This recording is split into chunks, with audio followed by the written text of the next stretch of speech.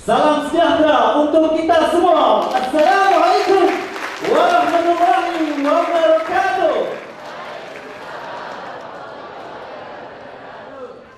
Insyaallah kita semua masih semangat. Di sesi sebelah pagi kita sudah mendengar beberapa pemateri dari bapak-bapak Indonesia yang memberi motivasi kepada kita tentang semangat kehidupan, semangat perjuangan. Namun, untuk sementara nanti kita akan mendengar pula bagaimana tanggapan para ahli atau para aktivis dari tanah air kita dan juga dari para aktivis mahasiswa Indonesia yang datang dari PMII, yakni Persatuan Mahasiswa Islam Indonesia.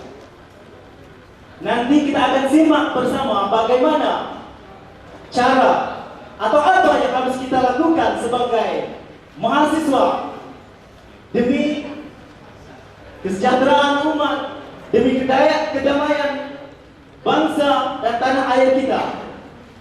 Dan tidak melewatkan masa kita sambutkan mereka dengan meriah, berikan tepuk tangan. Dua Dania dari tanah air kita, Kota Darussalam.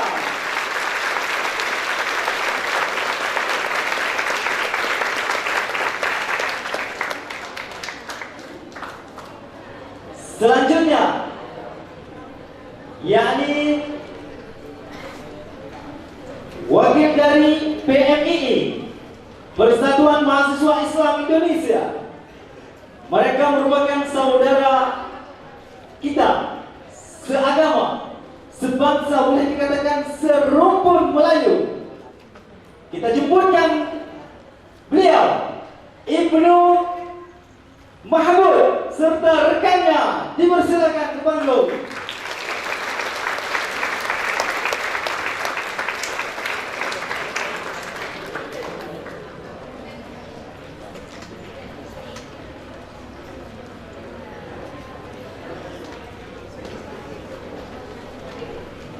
Baik, sekarang pemateri kita sudah berada di batas. Nanti dengan sesuai dengan tema kita, manfaat atau kita menggunakan status, memanfaatkan status mahasiswa kita agar bermanfaat kepada tentunya bangsa kita, tentunya kepada masyarakat kita, yang tentunya kita inginkan kepada kedamaian terwujud dan kesejahteraan terwujud di tanah air kita. Dan pada diskusi pada kali ini kita membahas tema yakni peran mahasiswa terhadap hak asasi manusia. Dan apa yang harus kita lakukan sebagai seorang mahasiswa. Tidak melewatkan masa, kita langsung saja kita serahkan kepada pembicara dan kita simak bersama secara cerdas. Baik, silakan.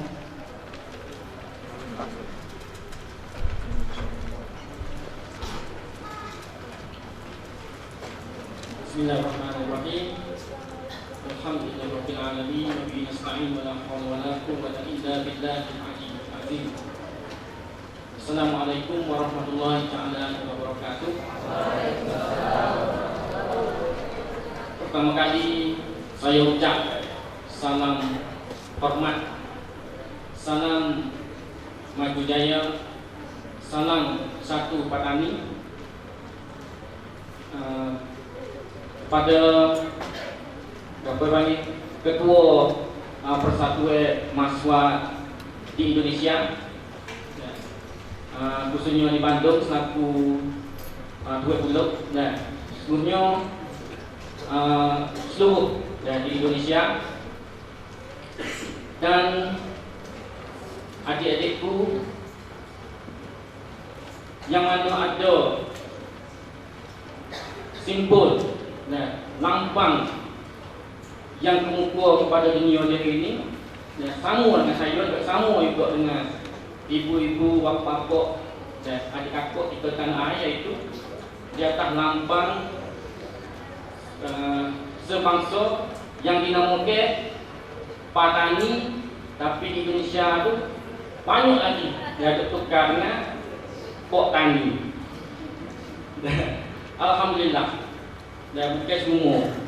Dan orang Indonesia selalu kata Pak Nani itu adalah kalau sesuai tu kasih tekong. Ada juga yang sudah kenal molek tu dan kata Pak Nani itu adalah sebuah kerajaan. Dan sebuah kerajaan sekarang itu sebahagian satu provinsi. Dan satu provinsi bahawa struktur pemerintah secara rasmi hak negara yang bernama Thailand. Dan alhamdulillah hari ini saya dijemput diundang dan diundang oleh pihak yang berkenaan boleh main bersama dalam majlis yang bernama MK. Dan demo kita panggil MP.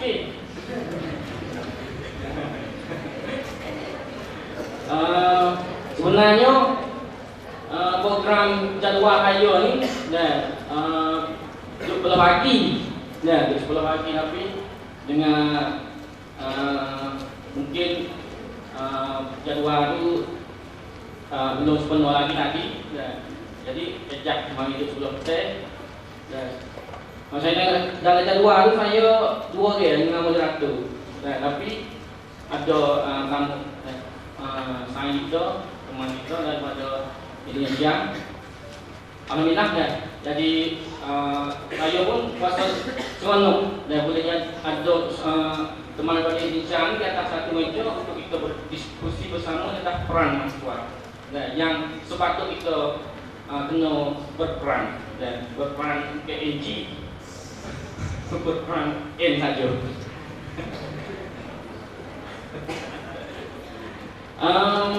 Tadi itu wasa anak kecek wasa logat komputer. Tapi ni ada teman daripada Indonesia ni saya nak suruh kecek Indonesia aku teman tak faham.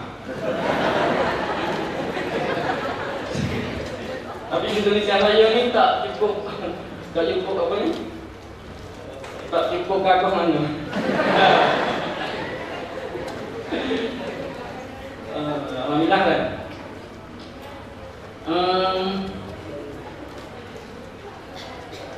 Jadi baik kan.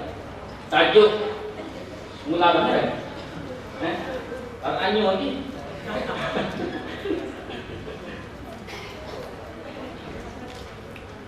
Tadi sedikit pengantar dari bedanya kita. Jadi bahasa mungkin kita campur jadi gini. Jadi awalnya temanya tadi itu yang saya terima itu yaitu peran mahasiswa terhadap proses penentuan nasib diri sendiri. Namun sementara nanti tadi disebut lagi beda lagi yaitu peran mahasiswa terhadap hak asasi manusia. Namun di antara dua tema ini kita masih bisa dikatakan masih dalam satu konteks yang sama, yakni peran mahasiswa kita, peran mahasiswa. Jadi pertanyaan saya sebagai seorang mahasiswa, terutama sebagai seorang mahasiswa Patani yang berada di luar negeri, yang berada di luar negeri, mahasiswa internasional lah boleh dikatakan apa peran kita? Jadi apa yang sepatutnya kita melakukan diri kita, mengambil kesempatan status mahasiswa kita untuk membantu masyarakat, untuk menyuarakan masyarakat, menyambungkan lidah masyarakat. Apa kemauan masyarakat di Patani? Apa inginnya masyarakat di selatan Thailand? Apa keinginan mereka? Ini kita sebagai mahasiswa, kita harus mengambil status mahasiswa kita, gelar mahasiswa kita itu gunakan agar menjadi manfaat kepada mereka itu, Lalu kita kembali kepada Tua Dania. Bagaimana? Karena saya tahu persis beliau adalah seorang mahasiswa dan aktivis juga. Dan boleh dikatakan orang hebat dan berani. Karena kita melihat video-video yang muncul di Facebook, di berbagai media, dan ketika ada aksi beliau adalah orang yang paling depan, Maka begitulah yang kita ingin kepada kita semua. Dan apa yang kita boleh usaha bantu bangsa kita usahakan. Gunakan status mahasiswa kita sebanyak mungkin akan bermanfaat. Ya. Jadi ini bedanya. Jadi kita seorang mahasiswa, kita nak guna manfaat apa tadi? Status mahasiswa, kita nak buat gelar kita mahasiswa tu, apa yang kita harus lakukan? Kita nak guna kesempatan itu untuk nak bermanfaatlah kepada masyarakat kita. Baik dalam rangka untuk nak mewujudkan kedamaian, baik dalam rangka nak mewujudkan kesejahteraan umat bersama. Kita nak guna apa yang harus kita lakukan. Mungkin di segi media atau menulis surat kabar atau ada ya, silakan. Ya, ya. Sebenarnya pun saya ada berani sangat kok. Tapi semasa saya jadi mahasiswa tu, masa tu ada kebolehan bersama dengan saya yang gawe masa tu. Aku jago untuk nak mentadbirkan takut diri sendiri. Ya, supaya nak menghadapi cabaran-cabaran untuk membuktikan kata mahasiswa ni bukan sekadar cari ilmu dan pendidikan ilmu semata-mata untuk kepentingan pribadi itu. Jika ada keadaan rakyat dan masyarakat perlu penuh benar-benar tahu harapan kepada mahasiswa. Dan sebetulnya masa itu ada cara untuk nak mentadbirkan manajemen fakultas di sini. Bukan kalau tak ngaku ni boleh hati sebab saya pun manusia biasa juga. Dan sebelum saya nak tukar pendapat dan datang kepada moderator tadi, ingin juga saya nak mengenalkan diri saya lebih banyak sikit lagi. Dan untuk nak biar adik-adik dan semua sini mudah dan nak pertimbangkan tentang maklumat pendapat saya tukar berikut lagi. Ke mana ni kan? Wajah kecil sedap ni. Ada yang saya tahu isi pendapat saya sekarang ini kebanyakan saya nak ambil daripada kepastian pengalaman saya. Ya. Itu nak tukar pendapat. Ya. Tapi bukan atau semua saya lepas pengalaman saya tu di masa sekarang kita pakar belakang. Sebab ya situasi kondisi yang berubah. Ya. Lekok situasi kondisi hak saya sempat tu ada juga atau berubah, masih ada lagi. Ya. Jadi ini saya berfungsi dalam bidang aktivis anti NGO. Ya. Yang bernama LEMPAR. Lembaga Partai Raya untuk Kedamaian dan Pembangunan. Ya, ringkasnya panggil LEMPAR. Ya. Bahasa sini LEMPAR. LEMPAR ini misi sasarannya satu, langkah-langkah LEMPAR ini mari daripada fokus dari minta kepada edukasi. Ya, edukasi kalau ke udara politik, membuka luas ruang politik di mana dia jadi supaya duduk di mana untuk jadi terkene pelanggaran HAM banyak berlaku dengan kampung. LEMPAR ini usaha untuk memperluaskan dan untuk melahirkan benteng-benteng politik supaya dapat menahankan hak asasi manusia rakyat dan di bawah terkene undang-undang istimewa. Ya, undang-undang istimewa di Parani dia ini semua ada 3 undang-undang. Betul-betul tapi sengaja lebih pengalaman lebih tahu. Yang pertama martial law. Undang-undang yang mengesahkan kepada tentara berkuasa nak tangkap siapapun yang disyaki tanpa kesalahan dengan lembaga undang-undang negara. Sepanjang masa 7 hari tentara dapat tangkap siapapun yang disyaki kata sesuai dengan keamanan negara. Di mana saja dia boleh ambil dan tangkap di mana pun tak salah dengan undang-undang negara. Yang kedua, undang-undang yang bernama Emergency Law. Emergency Law ni memberi hak kepada tentara, polisi dan juga pihak pemerintah dapat tangkap juga siapapun yang disyaki sepanjang masa 30 hari. 30 hari. Tapi tiap-tiap kali tangkap itu pasti ada pengesahan daripada mahkamah. satu pengesahan daripada mahkamah itu ada masa sepanjang 7 hari untuk tangkap. Apabila cukup 7 hari, mau tangkap lagi, pasti minta pengesahan daripada mahkamah sekali lagi. Jadi semua 30 hari itu pasti ada pengesahan daripada mahkamah 4 kali. 4 kali sebulan. Yang terakhir undang-undang undang-undang keamanan seperti ISA, sama dengan Malaysia. ISA ini mengesahkan kepada tentara dapat tangkap siapapun yang disyaki, tapi tak benar di dalam kawalan betul-betul dalam camp ataupun di balai polisi, tapi pasti ada projek yang tertentu untuk mengawal sasaran yang disyaki oleh tentara sepanjang masa 4 bulan, supaya dapat menyampaikan maklumat yang tertentu oleh tentara terhadap sasaran yang tertentu. Jadi itu latar belakang saya dengan lempar. Selepas lempar itu fokus dan titik berat kepada membuka ruang politik, menggalakkan sikap menahankan diri sendiri daripada ancaman undang-undang istimewa tadi, melahirkan kedewasaan dalam bersikap untuk menyelamatkan diri oleh rakyat. Program-program yang lempar mengadakan waktu itu untuk mengadakan benteng politik kepada rakyat untuk menahan ancaman berbagai-bagai, kebanyakan fokus kepada forum-forum rakyat di lapangan yang bernama Bicara Petani.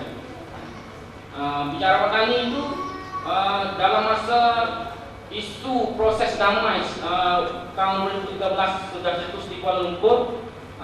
Masa yang sama di lapangan, lempar bersama dengan rakan-rakan aktivis, kita mengadakan Bicara Petani semua 68 kali, 68 pentas. Setiap adakan pentas itu di desa, di lapangan, jumlah rakyat ikuti sekurang-kurang 200 orang. Sebanyak-banyak itu sampai 2000 orang. Dan untuk buat aksi impact besar kepada publik, dapat dukungan mangsa-mangsa yang di langkah HAM, kita mengadakan forum terbesar bergabung semua di universitas di wilayah Padani. Waktu itu lebih kurang 7.000 orang rakyat serta. Jadi untuk membuka ruang politik, menyampaikan maklumat isu yang sebenar yang berlaku terhadap rakyat Petani kepada publik, kepada dunia, melalui forum itu sangat berhasil. Karena waktu itu tekanan daripada pemerintah Thailand sendiri pun tidak terlalu kuat seperti sekarang. Karena waktu itu kebijakan daripada pemerintah Thailand sendiri pun mau tunjuk gambar yang baik kepada dunia. Karena Thailand mengadakan satu kebijakan melalui proses damai yang berfungsi dengan Malaysia. Malaysia itu selaku ambil peran fasilitator. Jadi kalau di lapangan itu pemerintah Thailand bersikap terlalu tekan, tak membuka ruang politik, tak mengadakan forum-forum supaya rakyat itu dapat berdiskusi secara bebas. Jadi songsang sisih dengan kebijakan yang mengadakan proses damai. Jadi kita waktu itu dapat kesempatan untuk ngomong dengan publik, dengan dunia. Tapi setelah ada perubahan politik di Bangkok, kerana waktu bicara petani hangat itu dipimpin oleh kekuasaan daripada pihak partai politik dari civilian, rezim sipil, melalui pilihan raya, yaitu dipimpin oleh adiknya Taksin. Mungkin teman Indonesia kenal yang bernama Taksin. Taksin itu lawan nomor satu oleh sistem sistem proporsi monarki saja. Ya.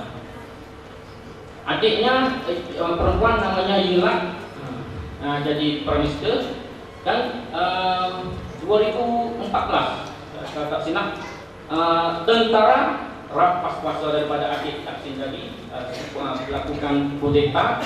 Jadi impak daripada kudeta di Bangkok itu melahirkan ruang politik itu jadi daripada luas itu jadi sempit. Jadi program untuk advokasi untuk membuka ruang politik melalui bicara petani itu ada terbatas, tak bisa langsung.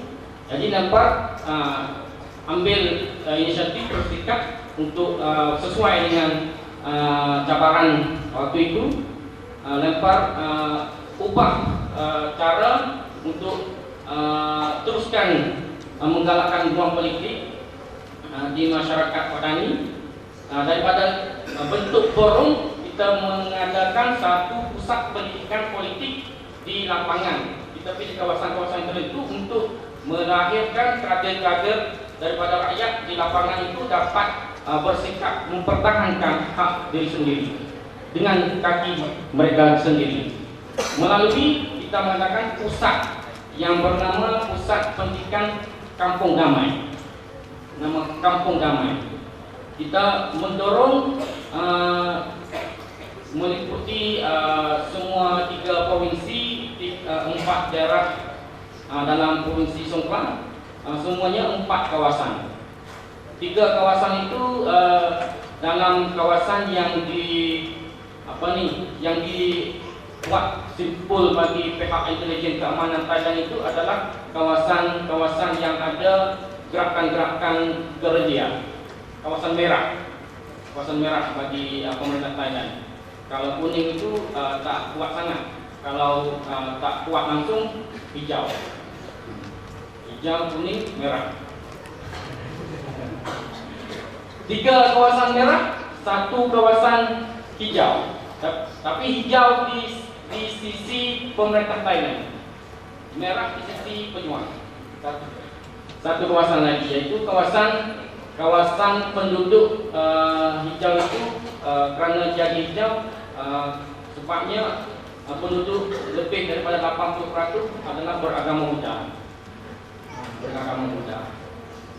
kawasan lagi semua Melayu Muslim. Jadi sekarang ini ada 4 kawasan sudah muncul secara resmi.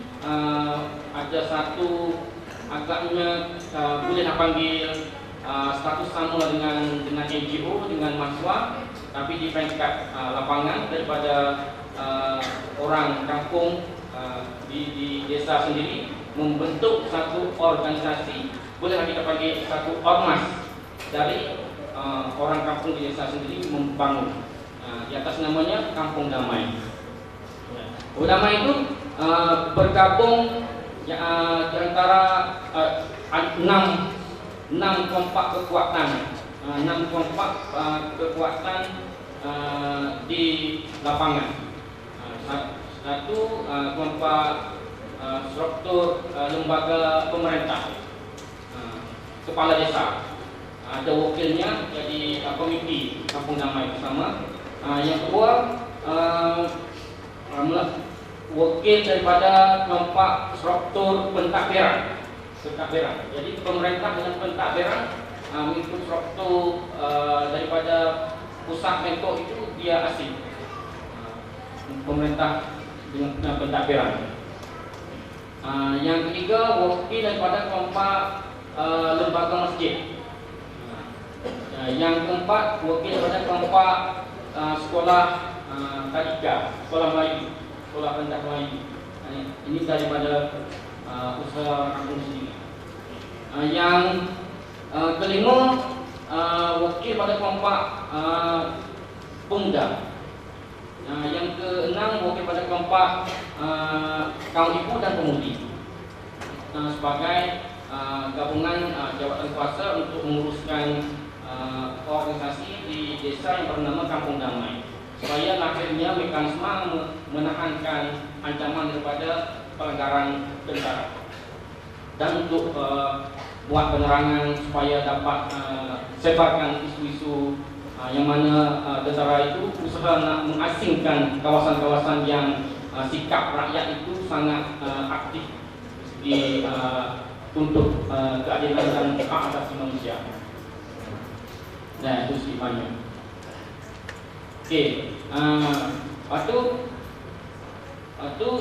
plannya saya sekarang, masa saya mahasiswa tu, saya pernah ada kesempatan bersama dengan sains-sains segenerasi dan waktu tahun 2007 buat demonstrasi di Masjid Jamik di Provinsi Parani tahun 2007. Bersama dengan rakyat, saya pun sampai hari ini saya tak tahu juga rakyat lebih kurang jumlah 10,000 orang waktu itu daripada kampung mana. Kerana semua datang itu tutup muka.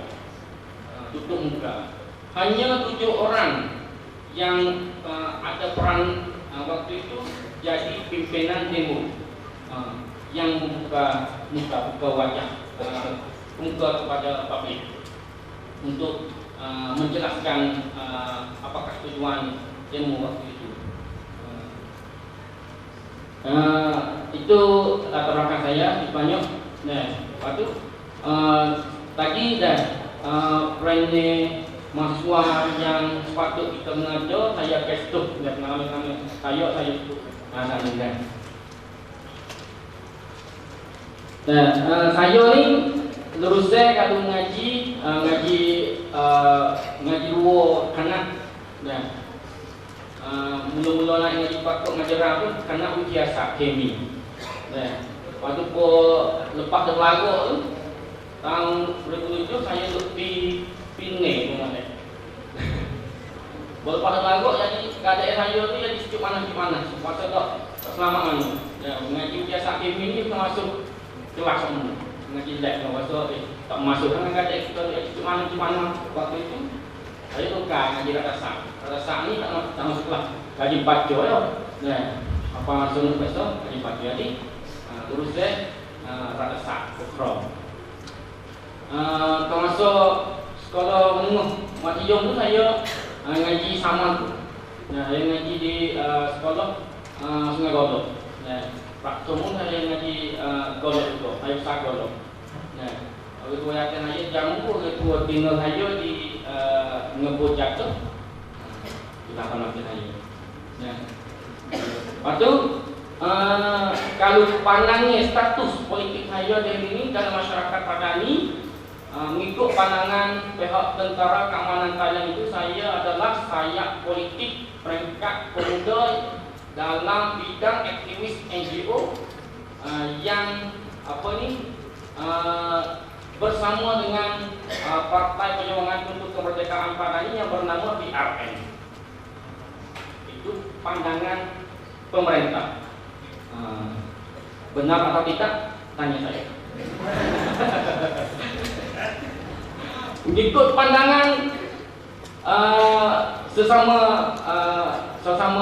teman aktivis, sayanya adalah seorang aktivis.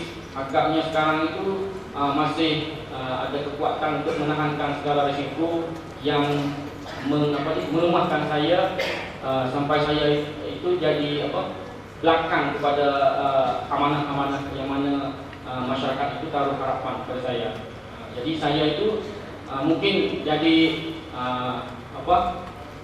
contoh untuk bersemangat kepada generasi-generasi belakang.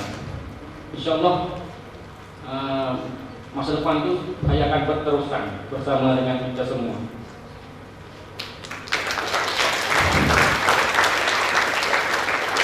Mengikut pandangan masyarakat ataupun orang kampung, saya ni selaku aktivis, selaku pembelaan nasib rakyat di dalam keadaan derita, dalam keadaan cemas. Kerana waktu saya buat demo itu sangat situasi waktu itu rakyat Patani dilanggar hak asasi manusia secara zalim, secara ancam, tanpa dipeduli oleh masyarakat luar, masyarakat antarabangsa, kerana rakyat sendiri yang dari mangsa ancaman itu tak dapat mengeluarkan suara kerana tekanan terlalu kuat. Dan kekuatan rakyat sendiri waktu itu tidak ada kekuatan bentuk organisasi rakyat. Tidak ada suara yang dapat menarik masyarakat antarabangsa, kerana rakyat sendiri waktu itu tidak ada ikatan bentuk persatuan yang mengatakan parti politik dapat menahankan diri sendiri. Mereka ada hubungan hari-harian itu sebagai seperti kawasan-kawasan yang biasa, kawasan-kawasan yang tidak ada konflik, kawasan-kawasan yang tidak ada perang NG. Itu mengakibatkan waktu 2007 itu rakyat jadi mangsa ancaman berbagai-bagai cara, seperti menghilangkan diri, ditangkap tanpa alasan, ditorture. Kawan saya 4 orang disyaki oleh tentara terlibat dengan kelompok Gerilya, ditangkap sepanjang masa 9 hari dalam kamp tentera, dan setiap hari sepanjang masa 9 hari itu 4 orang ini diancam dengan cara berbagai cara untuk torture, untuk seksa mereka supaya mengaku mengikut apa saja tentara itu syaki. Seperti ambil api elektrik, setuh di badan, cabut baju seluar, telanjang, masukkan dalam kontender, membuka aircon terlalu sejuk untuk mensejukkan badan lebih daripada keadaan biasa, ambil plastik hitam bungkus muka untuk tak dapat nak bernyawa. Sepanjang masa 9 hari mereka berbagai ada ancaman terhadap mereka. Tapi alhamdulillah, kerana waktu itu mahasiswa sudah ada status politik melalui demonstrasi pada tanggal 31 Mei 2007 dengan bentuk, walaupun wajah-wajah rakyat ikut demo waktu itu tidak terbuka, tutup, tapi dengan ada secara organisir oleh mahasiswa dapat menjelaskan apakah tujuan demo itu dapat didukung oleh masyarakat awam, dan mengadakan jaringan-jaringan dukungan daripada organisasi-organisasi progresif di Bangkok sendiri, yang bernama SFT, Student Federation of Thailand sendiri, yang berakang kuda, mendukung juga kita waktu itu. Jadi dapat diakui dengan status politik mahasiswa, diakui oleh masyarakat umum waktu itu. Kita dapat menyelamatkan kawan kita yang ditorture melalui kita beraksi di Patani sendiri kita buat demo di depan kamp tentara guna orang jumlah lebih kurang 300 orang untuk menekan tentara, lepaskan teman kita. Dan di Bangkok sendiri bersama dengan aktivis-aktivis Thai beragama Buddha, kita demo di depan UN di Bangkok. Jadi hari yang ke-9 tentara terpaksa melepaskan karena takut jadi reaksi lebih besar lagi, karena alasan tangkapan itu tidak dapat ada bukti yang dapat menerima oleh masyarakat, hanya perasaan syaki saja. Masuk kira. Jadi itu nak kita gambar sedikit banyak tentang peranan mahasiswa yang sudah lepas. Mahasiswa yang sudah lepas muncul kepada masyarakat rakyat Patani waktu itu dalam keadaan rakyat itu penuh dengan keadaan kecemasan. Rakyat usaha untuk menyelamatkan diri daripada ancaman tentara Thailand dalam keadaan konflik, keadaan istimewa tersendiri sepanjang masa 3 tahun. Daripada 2004, 2005, 2006, baru 2007 mahasiswa keluar daripada kampus masing-masing mempertahankan nasib rakyat yang diancaman oleh tentara sepanjang masa 3 tahun. 3 tahun sebelum itu, di manakah mahasiswa? Di manakah Tuan Daniel? 3 tahun sebelum itu. Mahasiswa termasuk saya juga waktu itu dalam keadaan bengong. Bengong di Indonesia, bengong Patani tak sama. Dalam keadaan pening, tak tahu nak bersikap bagaimana. Karena kita rasa situasi ada gerilya, ada bom, mobil bom, motorcycle bom, ada serangan camp tentara. Kita ini mahasiswa hanya umur 21, 20, tak cukup kuat kita nak menghadapi dengan kekuatan tentara. Tentara tahun 2004 itu tentara dan polisi semua lebih kurang jumlah 120.000 orang waktu itu.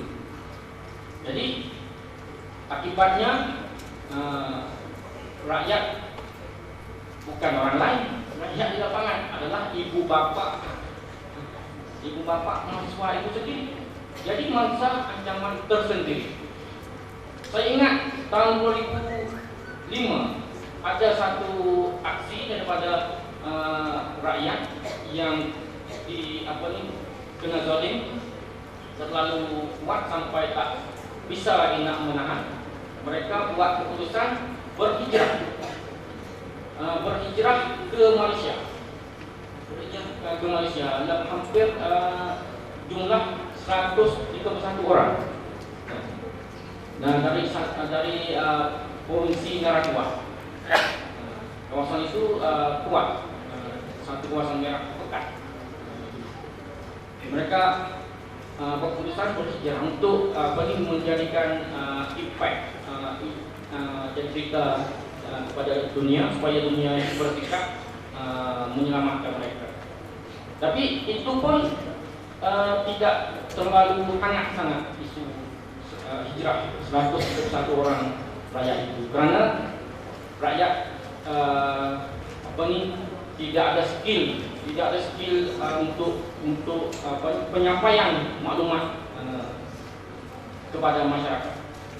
Mereka ada hati jiwa yang berani saja, dan ada keputusan daripada di dalam masyarakat mereka nampak sesuai untuk hijrah, mereka hijrah. Tapi timbul soalan-soalan dari masyarakat, antarabangsa mereka tak dapat nak mempublikasikan isu itu. Itu sayang kerana kurang skill di situ, dan mahasiswa intelektual sendiri waktu itu pun masih ramai lagi yang belum bangun, sedap tidur lagi. Jadi baru 2007 mahasiswa buat keputusan tak dapat menahan lagi dengan keadaan ibu bapa di lapangan itu menjadi mangsa, buat keputusan demo. Jadi di situ bagi saya buat kupasan mahasiswa dalam keadaan rakyat itu sebagai mangsa ancaman daripada pemerintah yang zalim. Mahasiswa adalah faktor kekuatan yang besar untuk menjadi benteng politik pada rakyat. Sampai di sini mungkin masing-masing ada soalan. Mahasiswa jadi benteng kepada rakyat, dan siapakah jadi benteng kepada mahasiswa?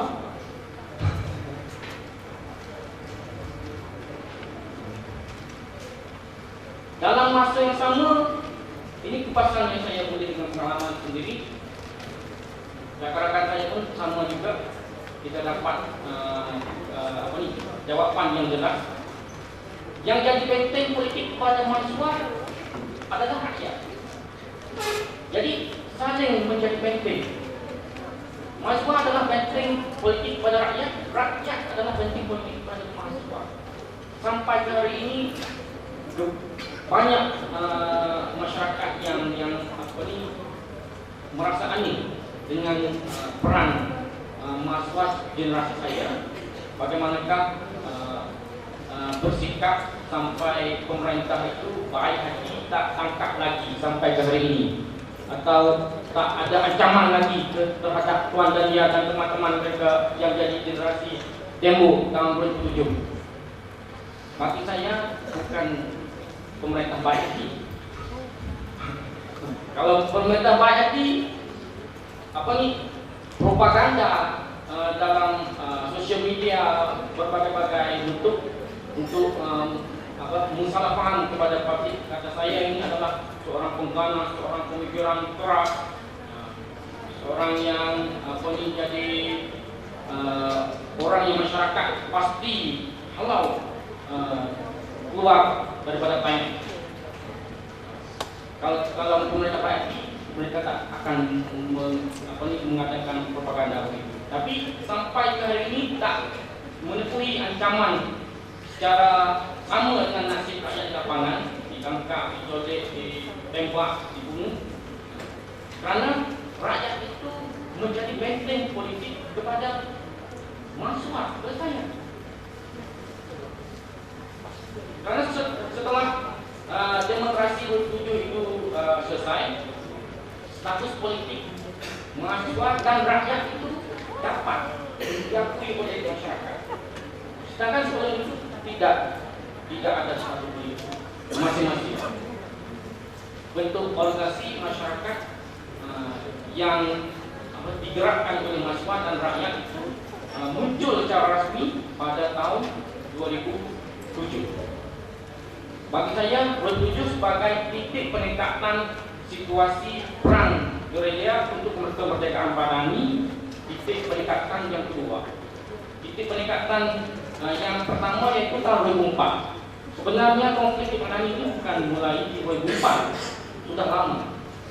Semenjak 1786 dirampas kuasa oleh Empire Thai waktu itu namanya Siam. Tak henti-henti pergolakan perlawanan untuk membebaskan daripada belenggu penjajah sampai hari ini. Waktu itu belum ada AK-47 lagi, waktu itu belum ada M16 lagi. Waktu itu orang-orang tua pada ini melawan dengan senjata petres, pedang, deming, sampai perang dunia yang pertama guna senjata masuk peluru putih-putih. Perang yang kedua. Jadi ada dinamika pergolakan perjuangan petani itu berterusan sampai ke hari ini. Cumanya dimuncul oleh masyarakat paman saya peringkat antarabangsa Papati ini baru 2004 dan telah muncul hangat sekali saya rasa setelah ada sosial media. 2004 itu belum ada lagi Facebook, apa email saya tak pandai guna lagi email 2004. Jadi 2004 sebagai titik peningkatan penjualan pertama dalam Orde Baru. Cara perlawanan cara moden, yang moden di sini ukurannya ada guna senjata zaman moden, mobil bom, motorcycle bom. Tapi natijahnya melahirkan suasana perang gerilya yang sikap masyarakat itu tak bisa lagi nak menaruh kepercayaan hati kepada orang sekeliling mereka. Dalam rumah sendiri pun adik-beradik kadang-kadang kawasan tertentu tak dapat nak percaya hati. Karena intelijen pemerintah dan juga intelijen pejuang sendiri banyak diselipkan masuk dalam kehidupan, dalam keluarga-keluarga. Jadi 2004 sampai 2007 itu situasi di Padani gak ada pengkalan tengah. Pengkalan di tengah tak ada pengkalan kanan, ada pengkalan kiri. Mau berpihak dengan Thailand atau berpihak dengan pejuang. Tapi pejuang waktu itu tidak muncul lagi, masih tergelam di bawah sana underground. Ada kawan atau lawan. Itu saja dan untuk menyelamatkan diri masyarakat pasti bersikap bergantung dengan kemampuan diri sendiri. Tidak ada pihak tertentu, tidak ada lembaga NGO, tidak ada ormas itu ini. NGO semua sudah berperan setelah 2007. Daripada putusan titik peningkatan yang kedua mengadakan demo itu, akhirnya nantinya ormas itu mengadakan. Dan sampai sekarang apabila staf politik mahasiswa itu ada dinamika, mereka lulusan, mereka jadi NGO itu ini, ikut isu berbagai-bagai, mereka buat networking, mereka kat taraf staf politik mereka melalui jaringan internasional, dapat jadi satu member di peringkat serantau, aktivis serantau yang bernama ASA, Asia Pacific Student Association, diundang dan masuk sidangan untuk menentukan kepada persatuan mahasiswa waktu itu.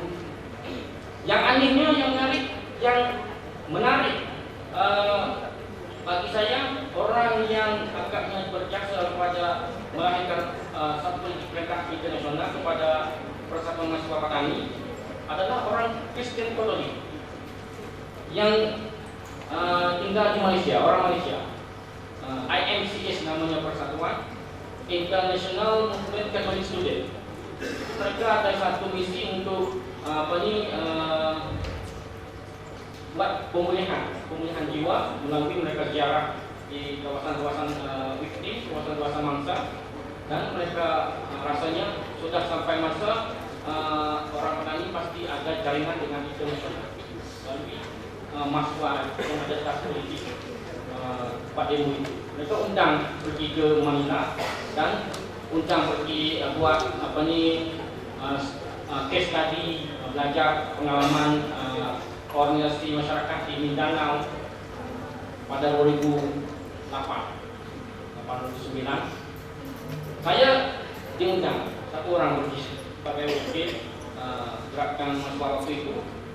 Yang menarik pula, saya pergi jumpa dengan ormas mahasiswa dari Indonesia di Manila dalam sidangan ASA tadi, yang bernama FMN, Front Mahasiswa Nasional, dan namanya Ridwan.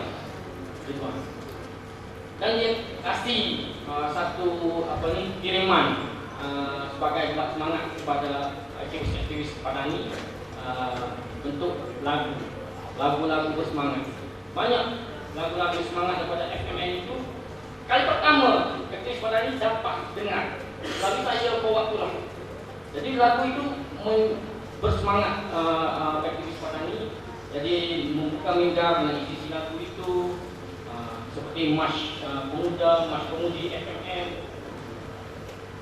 Itu 2009. Lepas itu ada juga dalam peran advokasi waktu itu tidak terlalu spek sangat ruang politik di Padani. Saya dapat kelimah-kelimah politik yang tertentu untuk edukasi di lapangan, seperti kelimah right to self determination. Waktu itu hangat di Padani untuk cari jalan selesai, solusi untuk keluar daripada konflik Padani. Semua fokus kepada decentralized di bawah kelembagaan. Jadi banyak pihak-pihak aktivis yang progresif dan juga pihak berjuang sendiri, walaupun tak muka kepada masyarakat, tapi mereka hanya batang di diri mereka tak terbuka, tapi ideologi perjuangan mereka terbuka. Melalui mereka ada tulis kata-kata Padani Merdeka di atas jalan raya, di atas apa ni, batas getok jabatan di tepi jalan, depan kelima Padani Merdeka. Itu saya nak apa ni, nak menarik perhatian adik-adik sini. Dinamika pergerakan perlawanan secara ormas semakin lama akan meluaskan ruang politik. Daripada kelimah Padani Merdeka itu tak bisa langsung dimuncul publik, walaupun forum-forum akademik dalam universitas sendiri. Sejarah Padani bagaimana, apakah Padani di mana di dunia, tidak bisa siapa pun tahu. Hanya kita terpaksa menerima jati diri daripada Thailand edukasi, yaitu orang Thai Muslim. Orang Thai Muslim di selatan Thai Selatan. Itu saja waktu itu. Apabila ruang politik juga luas, melalui kata-kata politik itu dapat komunikasi dengan publik, dan kesadaran secara masyarakat itu menjerat luas setiap kelompok, setiap lapisan. Kedewasaan politik generasi mahasiswa sendiri pun menambah dewasa, jadi aktivis mereka NGO, dapat ada forum besar-besaran, orang datang 6.000, 10.000. Kita edukasi untuk menyatukan setiap lapisan kelompok melalui satu kata politik, yaitu kelimah satu Padani yang saya ucap tadi. Kerana persatuan perjuangan itu bukan ada satu, tak sama dengan Aceh atau di Mindanao. Mindanao apa namanya? MILF. Aceh GAM. Tapi di Padani, di RN, pulau saja itu 30, pulau 1, pulau 2, pulau 3. Pulau ini ringkas daripada Padani United Liberation Organization. BNPP Barisan Nasional Pembebasan Padani, BIPP Barisan Islam Pembebasan Padani, GMIP Gerakan Mujahidin Padani. Banyak. Itu sebagai bimbingan perjuangan Padani di barisan depan, yang membawa kekuatan kesatuan rakyat untuk menuntut kemerdekaan. Lalu itu mahasiswa dan aktivis waktu itu rasa kalau selama mana Padani ini banyak kepala membawa barisan rakyat untuk menuntut kemerdekaan, tak akan dapat kemenangan. Kerana di YN sendiri, di dalam sendiri, berbelah bagi pecah sendiri. Lalu kita guna memang satu Padani untuk menyatukan. Jadi dari keadaan itu sampai ke sikap pemerintah Thailand itu merasakan kalau tidak buat apa-apa saja untuk menahan dan semangat satu Padani tadi, akan susah nak sekat kemunculan semangat rakyat petani bersama dengan pejuang. Jadi adanya lahir proses damai. Lahir proses damai itu untuk nak mengelak kekuatan masyarakat petani yang makin lama semakin yakin dengan kekuatan diri sendiri untuk melawan dengan pemerintah. Tapi apabila mencetus adanya proses damai di Kuala Lumpur, semangat rakyat tadi dibelah lagi. Jadi tak ada pengesahan lagi untuk nak menentu nasib diri sendiri tanpa ada hubung kait dengan parti perjuangan. Jadi parti perjuangan yang di meja rutin itu mereka menarik hak mereka dari rakyat.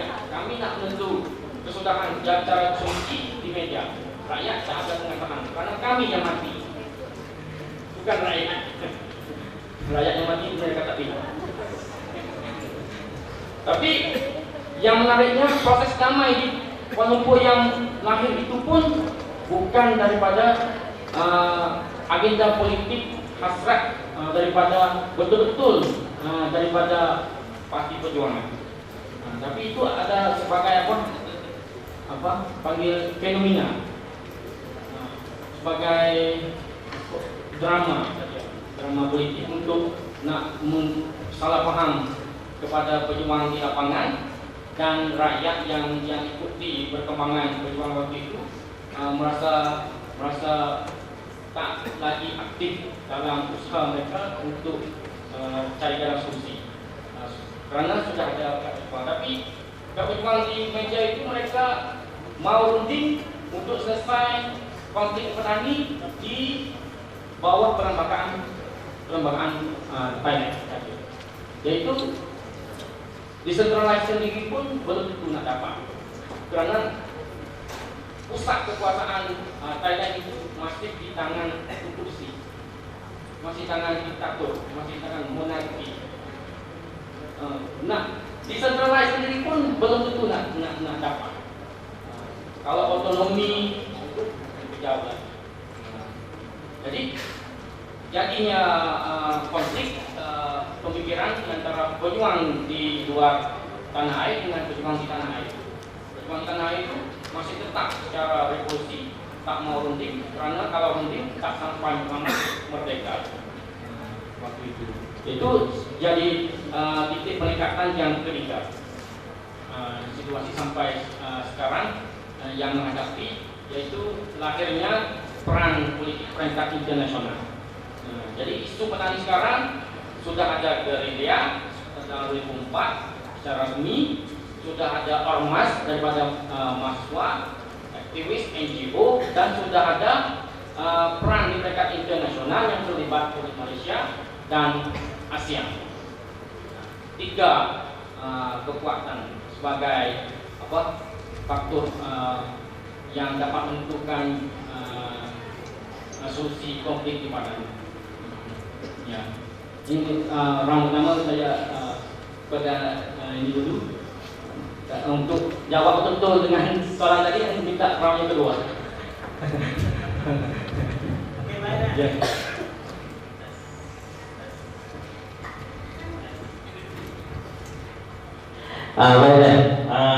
Itu panjang lebar apa yang telah diceritakan oleh Abe dan ya kita berkaitan dengan pengalaman beliau. Nah, sebagai seorang mahasiswa dan menggunakan status mahasiswa itu agar bermanfaat pada masyarakat.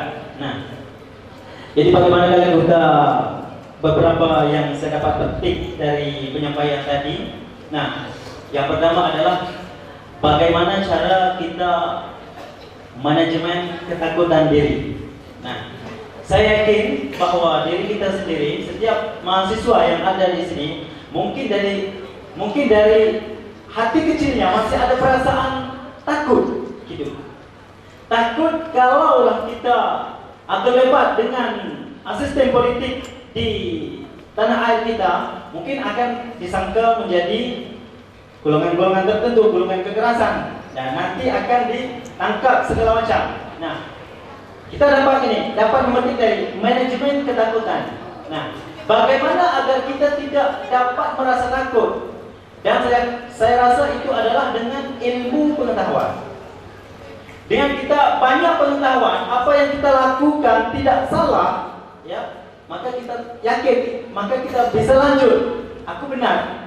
Ketika di pemerintah mendakwakan kita melakukan salah, tetapi kita mempunyai asas, punya dasar dalam hukum sekian, matra sekian mengatakan begini-begini, maka mereka tidak dapat didakwakan kita sebagai seorang salah. Jadi kata intinya kita perlu ilmu pengetahuan yang banyak sebagai seorang mahasiswa. Karena kita takut, mungkin karena kita tidak tahu apa yang hak bagi kita. Ya, hak bagi kita apa? Adakah hak kita untuk bersuara? Adakah hak kita untuk menyatukan masyarakat di kampung, di halaman? Itu hak kita adakah? Seperti itu. Mungkin kita ada perasaan takut. Nah, takut disangka begitu begini oleh pemerintah. Kemudian yang kedua juga menariknya ini, yaitu mahasiswa menjadi benteng politik bagi masyarakat. Sementara masyarakat juga menjadi benteng politik bagi mahasiswa juga. Jadi mahasiswa dengan masyarakat tidak boleh terpisah, ya. Jadi kita harus ingat, kita status mahasiswa di sini, kita pulang nanti kita akan terjun kepada masyarakat.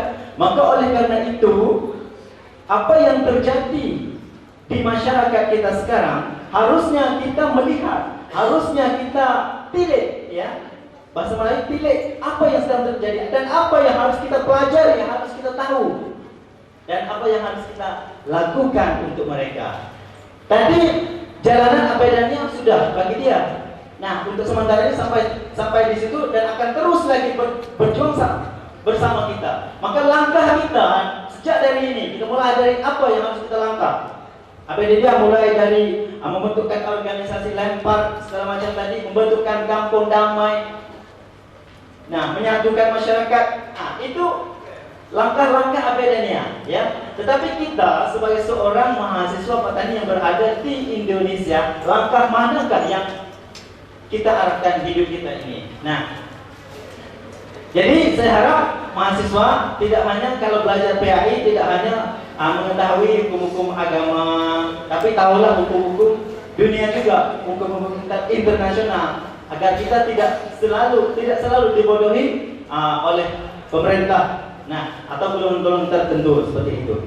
Mungkin tadi agak panjang lebar disampaikan oleh Abedania. Sementara selanjutnya kita dengar juga tanggapan dari saudara kita dari PMII. Nah, mereka sebagai aktivis, mahasiswa juga berperan juga demi kesejahteraan umat atau rakyat Indonesia. Nah, kita serahkan kepada saudara Ibnu Muhbah. Nah,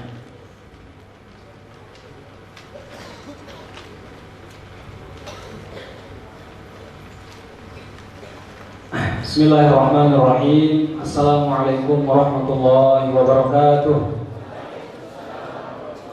Alhamdulillah nahmaduhu wa nasta'inuhu wa nastaghfiruh wa na'udzu billahi min shururi anfusina wa min sayyiati a'malina. Man yahdihillahu fala mudilla lahu wa man yudlilhu falan tajida lahu waliyyan mursyida. Asyhadu an la ilaha illallah wahdahu la syarika lahu wa asyhadu anna sayyidana maulana Muhammadan abduhu wa rasuluhu la nabiyya ba'dah. Amma ba'du.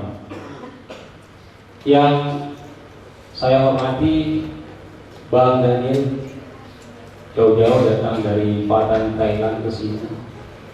Sangat luar biasa ya. Ini aktivis luar biasa, jiwa mudanya sangat luar biasa. Datang dari Thailand ke sini hanya untuk memberikan semangat, berbagi ilmu kepada kita semua. Yang saya hormati juga saudara sahabat moderator, sahabat saya di PMII, Ibnu Mas'ud. Pada hari ini begitu juga dengan sahabat-sahabat semua, saudara-saudaraku seiman. Saya terpanggil ke sini sebenarnya tidak ada undangan sebetulnya. Tapi karena ini sahabat saya dari PMII, kebetulan beliau ini di cabang atau di wilayah, saya di pusatnya. Nah, ketika saya mendengar mau mana, mau ke acara Patani, ini ngerti kan bahasa saya? Ngerti? Mau kemana? Ke acara Patani. Oh, di mana ada acara Patani? Lembang. Nah, saya baca tentang Patani.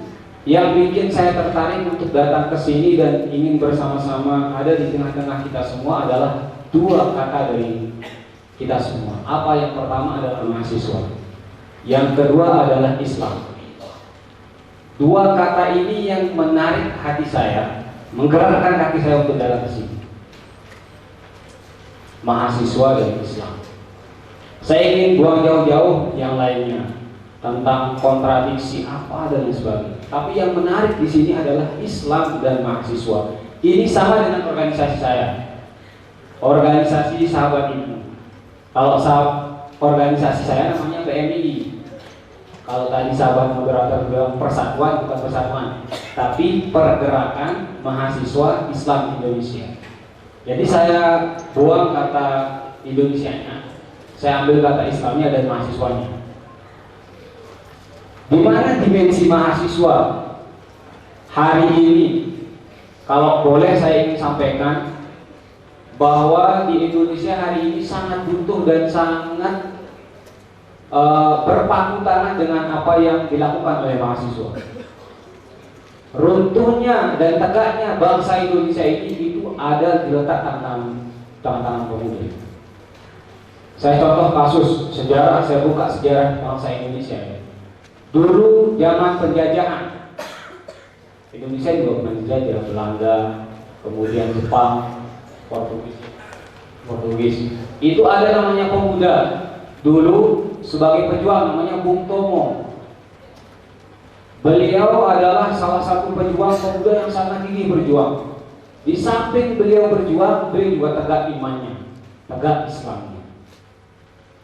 Sehingga apa yang diperjuangkan oleh Bung Tomo, memerdekakan bangsa Indonesia, jadi terwujud. Kenapa? Karena di dalam dirinya dibangun semangat pemuda dan semangat mukmin dan Islam. Dua kata ini tidak boleh berpisah. Kalau sebagai mahasiswa, maka harus ditanamkan dalam hati kita kekuatan iman dan Islam. Kalau sudah ada iman dan Islam, maka harus ditanam dalam diri kita jiwa kepemudaan dan mahasiswa. Dua kata ini tidak boleh dipisahkan. Kalau ingin berhasil seperti itu, itu satu. Yang kedua, kasus 98, zaman masa Orde Baru, ketika salah satu presiden Indonesia dilengsarkan, terus kemudian menjadi negara yang demokrasi. Itu siapa yang menjadi inisiator? Pemuda dan mahasiswa. Saya ingin menyampaikan dari apa yang saya sampaikan tadi, bahwa tidak ada yang mustahil kita lakukan kalau sudah pemuda yang bergerak. Yang penting yakin, karena sudah ada sejarah. Nah, saya ingin mengutip salah satu apa yang termaktub di dalam Al-Quran. Allah Subhanahu wa Ta'ala itu langsung membicarakan, langsung saling mengkomunikasikan antara Allah Subhanahu wa Ta'ala dengan pemuda. Pada surat Al-Kahfi, Allah Subhanahu wa Ta'ala berfirman, kalau tidak salah begini, A'udzubillahi minasyaitonirrajim, Bismillahirrahmanirrahim. Nahnu naqussu 'alaika naba'a bil haqq. Innama nahnu fityatun amanu bi rabbihim wa zidnahum huda. Di dalam ayat ini Allah Subhanahu wa Ta'ala menjelaskan kepada kita semua bahwa dalam konteks kalimat kalam Allah Subhanahu wa Ta'ala ini ditulis kata naba'a. Naba'a itu khusus mahsusan. Kalau dalam bahasa Arab mahsusan, khusus digunakan untuk kejadian-kejadian tragedi-tragedi yang sangat luar biasa. Contoh, innama nahnu fityatun amanu bi rabbihim wa zidnahum huda, ini adalah ayat yang ditujukan kepada pemuda-pemuda Ashabul Kahfi. Makanya pakai naba'ah. Ada dalam ayat lain juga pakai naba'ah, surat Ibrahim. Bagaimana dulu ketika zaman Nabi Ibrahim ada salah satu pemuda yang memperjuangkan Islam dengan begitu gigihnya, pakai naba'ah juga. Jadi di dalam ayat ini Allah Subhanahu wa taala menegaskan kepada kita semua, bukan saya, Allah yang menciptakan kita, memberitahukan kita bahwa apapun yang kita inginkan, apapun tujuan kita, kalau di dalam hati kita innama nahnu fityatun amanu bi rabbihim wa zidnahum huda, kalau sudah ada iman di dalam hati kita, iman kepada Allah, iman kepada Rasulullah, Muslim kita kuat, iman kita kuat, takwa kita kuat, diiringi dengan semangat yang gigih, maka pasti tujuan itu akan terwujud. Itu janji Allah Subhanahu wa taala. Maka saya ingin menyampaikan kepada semua saudara-saudara saya yang ada di sini, mahasiswa-mahasiswa yang dari Patani yang kebetulan menuntut ilmu di sini, mari kita bersama-sama bangun semangat itu. Bangun semangat mahasiswa itu, bangun jiwa pemuda itu, hadirkan iman dan Islam di dalam diri kita. Itu yang pertama. Yang selanjutnya adalah, saya mungkin tidak terlalu panjang lebar karena tadi saudara Bang Daniel juga sudah menyampaikan, walaupun saya agak kurang paham dengan bahasa beliau, tetapi bahasa Melayu kan agak mirip-mirip dengan bahasa Indonesia. Ya paling tidak beliau menyampaikan bagaimana perjuangan masyarakat Patani, rakyat Patani, bagaimana penderitaannya, bagaimana kontradiksi. Makna kontradiksi itu adalah ketidaknyambungan pemerintah dengan Patani, keinginan Patani tidak tersampaikan karena rezim yang dilakukan oleh pemerintah yang semena-mena dan sebagainya. Ini sudah banyak hal-hal untuk merangsang kita semua. Jadi apa yang disampaikan oleh Bang Daniel tadi itu adalah untuk merangsang kita semua. Ayo, mari kita berjuang. Nah, untuk sementara waktu, apa yang disampaikan oleh sahabat moderator juga betul. Apa yang kita lakukan sebagai pemuda mahasiswa yang sekarang notabene belajar di Indonesia, menuntut ilmu sebanyak-banyaknya, sungguh-sungguh menuntut ilmu. Tolabul ilmi fardhu ala kulli muslimin wa muslimah. Terus bermuzakarah. Saya sebagai warga pergerakan PMI siap apapun dan manapun dikontak, kemudian diajak kumpul bareng, kita bersama-sama mengupas kajian apa, kemudian tentang isu-isu terkini, kami siap. Saya di Jakarta, mungkin ada sahabat-sahabat yang di dekat-dekat Jakarta ingin bersama-sama berdialog, berdiskusi, saya siap. Kapan pun dan gimana, gitu. Jadi saya ingin menekankan sekali lagi bahwa tidak ada kata yang mustahil. Apapun yang menjadi keinginan kita semua, selama keinginan itu disandarkan terhadap Allah Subhanahu wa taala, niatan yang baik, maka Allah pasti akan mengijabah apa yang kita inginkan. Tetapi sebaliknya, niatan kita baik, tetapi caranya tidak baik, juga Allah tidak ridhoi. Nah, inilah maka ada kata maqasid, al-ghayatu la tudorrul wasilah. Jadi tujuan yang baik itu tidak bisa menghalalkan segala cara. Atau bisa juga dimaknakan al-ghayatu la tudorrul wasilah. Tujuan yang baik itu tidak bisa ditempuh dengan cara yang serampangan atau tidak diiringi dengan syarat-syarat yang memenuhi. Misalkan begini, kita mau perang, contoh saja, bukan ini, kita mau perang misalnya, perang lawan siapa lah, kelompok siapa. Kita dalam posisi menegakkan yang hak dan melawan yang batil. Tetapi kita ketika mau perang, melihat kondisi musuh pasukannya 100 orang, kemudian persenjataannya kuat, lengkap, sering berlatih, pokoknya kuat, dan dari segi apapun mereka kuat. Dibanding kita, pasukan kita 10 orang, kemudian kita tidak pernah belajar, kita tidak pernah menyiapkan diri, maka yang ada bukan menang kalah.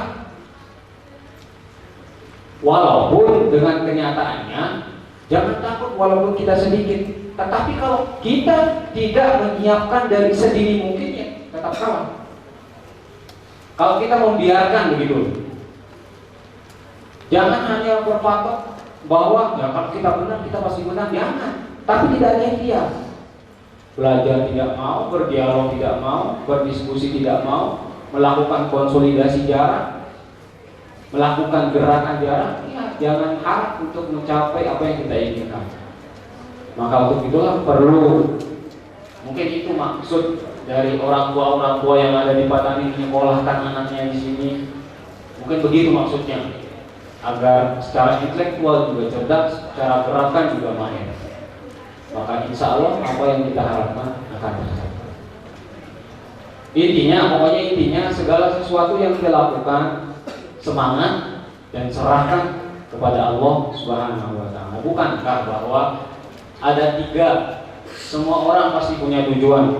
Saya duduk di sini punya tujuan, Bang Dani punya tujuan, sahabat semua punya tujuan. Hidup ini mau dibawa kemana? Semua, kalau ada orang hidup gak ada tujuan, suruh mati aja. Ya ngapain hidup kalau gak ada tujuan?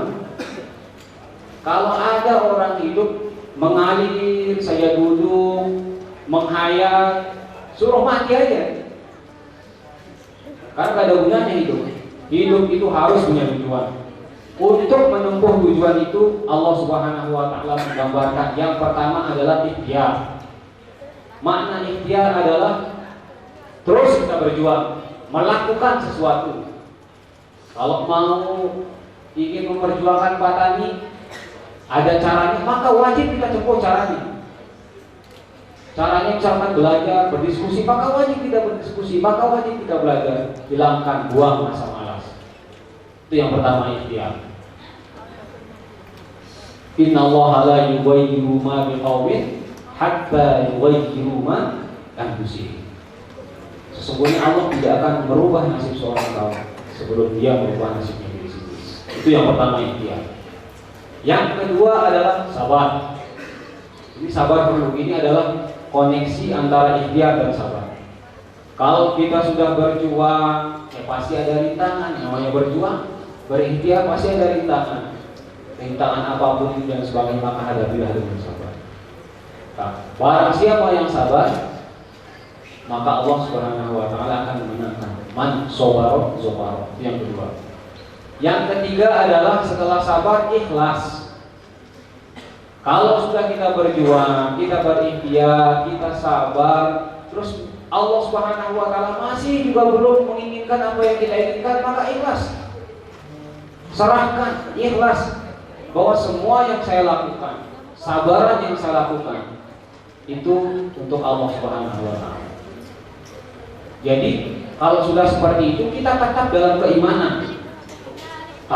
Saya ini sudah berjuang, udah mati-matian berjuang, sabar saya udah keterlaluan, tetapi kok masih begini saja kehidupan saya, berarti belum ikhlas. Maka di sanalah letak ujiannya. Dan yang terakhir adalah tawakkal ala Allah. Kita berserah diri kepada Allah. Setelah yang satu, nomor 2, nomor 3, ikhtiar, sabar, ikhlas itu sudah kita kerjakan, maka hal yang paling terakhir kita lakukan adalah bertawakal kepada Allah. Wa idza azamta fatawakkal 'ala Allah, innallaha yuhibbul mutawakkilin. Kalau kita berazam, kalau kita berniat, mempunyai tujuan, maka jangan lupa sandarkanlah kepada Allah Subhanahu wa Ta'ala. Karena kalau orang yang tidak menyandarkan diri kepada Allah Subhanahu wa Ta'ala, maka ya bukan mustahil dia menjadi kafir dan murtad. Dulu banyak kisah di kampung-kampung itu banyak. Saudara-saudara tahu tuyul nggak? Tuyul itu sejenis jin gitu. Tuyul yang jin kecil ini yang disuruh ngambil duit orang tuh. Ya hantu kecil yang disuruh ngambil uang orang, uang. Dulu ada di kampung saya. Nah di kampung saya itu orangnya ini pengen jadi orang kaya. Pokoknya saya pengen jadi orang kaya. Dia betul bekerja keras. Ada usahanya lah. Waktu itu dia usaha sapi, ngernak sapi berapa, puluhan sapi lah, peternak dan sebagainya. Ini namanya ikhtiar kan? Dia pengen jadi orang kaya kan harus berikhtiar. Dia ternak sapi dan sebagainya. Nah, Terus kemudian setelah lama-lama hartanya menumpuk, banyak hartanya, jadi orang kaya. Nah, sudah lama-lama kemudian ada satu musibah. Musibahnya apa? Pokoknya dia mengalami kerugian gitu. Kalau tidak salah ditipu sama orang. Akhirnya rugi karena dirinya. Ini saya kembali tadi, muta'alaq pada yang tadi, tidak tawakal kepada Allah, maka dirinya menjadi murtad kafir. Apa yang bikin dia murtad? Dia udah nggak bisa membalikkan pola pikirnya, tidak bisa membalikkan diri sendiri, karena udah hancur, bangkrut, nggak punya duit, nggak punya uang, tidak bisa mengembalikan diri, bukan bertawakal kepada Allah, malah bertawakal kepada setan, bertawakal kepada hantu. Ngapain saya berjuang, ngapain saya beternak sapi, ngapain saya begini, lebih baik saya nyari hantu saja, hantu itu sudah. Ini kan murtad kafir. Begitu juga dalam perjuangan kita. Mungkin ini agak terlalu lama, saya akhiri.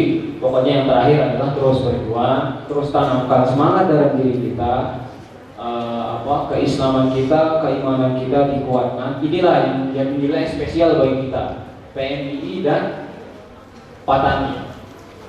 Patani itu gerakan Muslim, PMII juga gerakan Muslim. Mungkin banyak organ-organ yang lain, tetapi tidak menggerakkan diri kepada Allah. Ini bedanya. Dicatat bedanya adalah kita sama-sama warga pergerakan, warga mahasiswa dan pemuda, tetapi banyak yang tidak memiliki nilai bertawakal kepada Allah Subhanahu wa taala.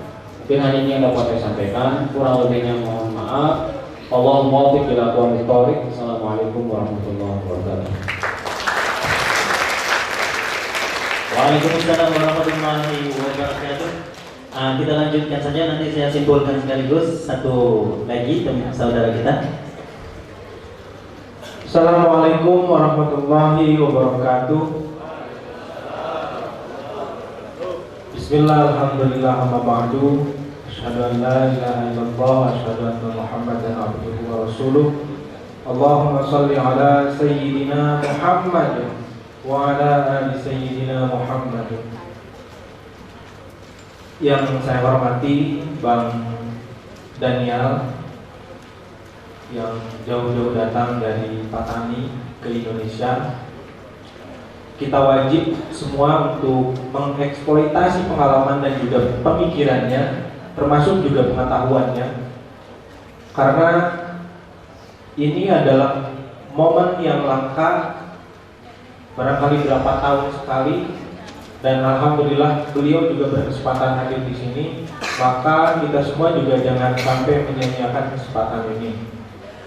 Yang saya hormati juga sahabat saya Bang Azwardi dari pengurus besar Pergerakan Mahasiswa Islam Indonesia dari pusat, dari Jakarta, yang kebetulan tadi pagi main ke Bandung, sekaligus saya ajak ke sini supaya kita juga mempunyai perspektif yang lebih luas bahwa bangunan networking, kemudian juga relasi itu harus dibangun dengan semua elemen tentunya. Apalagi kawan-kawan sedang melakukan proses pembelajaran atau pendidikan di negara Indonesia ini. Maka dari itu peran dari pusat juga saya kira sangat penting untuk menunjang proses perjuangan dari kawan-kawan semua. Yang saya banggakan sahabat moderator, kemudian juga sahabat-sahabat kawan-kawan dari Patani yang hadir di ruangan ini. Sedikit saya barangkali yang ingin saya sampaikan dalam momen ini, bahwa mahasiswa itu sangat berperan terhadap wilayah kemajuan dari suatu bangsa. Dan pergerakan dari mahasiswa itu pun mampu mewujudkan suatu tatanan perubahan sosial yang nyata atau yang real. Seperti yang sudah tadi disampaikan oleh sahabat Azwardi dan juga Bang Daniel, tahapan perjuangan untuk mencapai tujuan atau target politik kita itu memang sangat berat dan pasti membutuhkan waktu yang sangat panjang. Sama halnya dengan negara Indonesia pada waktu itu. bahwa sebelum Indonesia merdeka, pemuda kemudian juga mahasiswa membangun kelompok-kelompok yang progresif. Ada Budi Utomo, kemudian juga ada Tiporo Dharma, ada Yong Japa, ada Yong Sumatra dan sebagainya. Yang semua itu berakumulasi untuk kepentingan kemerdekaan ataupun kedaulatan dari negara Indonesia itu sendiri. Maka dari itu, nalar historis seperti itulah yang harus kita ambil, harus kita tiru. Setidaknya itu juga akan menambah motivasi diri kita untuk terus memperjuangkan hak kita. Dalam pengertian bahwa katakanlah dengan tegas bahwa yang hak itu adalah hak, yang batil itu adalah batil. Kemudian berbicara wilayah pendidikan, karena saya juga dimandatkan untuk mengisi materi mengenai pendidikan. Di sini akan saya singgung sedikit terkait dengan tujuan dari pendidikan. Apa yang kawan-kawan pahami dan kawan-kawan pikirkan bahwa tujuan pendidikan itu adalah titik-titik. Tujuan pendidikan pada hakikatnya adalah perubahan secara kualitatif. Tujuan dari pendidikan itu pada hakikatnya adalah perubahan kualitatif. Ada nilai di situ, ada kualitas di situ. Bahwa berbicara masalah proses, ya, kita belajar dalam dunia pendidikan.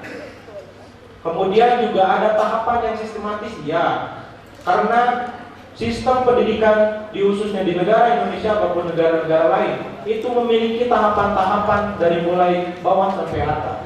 Ada SD, kemudian juga ada SMP, SMA, jenjang perguruan tinggi dan sebagainya. Itu adalah proses pendidikan secara sistematis. Tapi makna dan kemudian tujuan dari itu semua adalah bagaimana kita menjadi individu yang berkualitas. Maka dari itu saya kira kawan-kawan di sini jauh-jauh dari Patani kemudian melakukan studi ataupun pendidikan di Indonesia, maka manfaat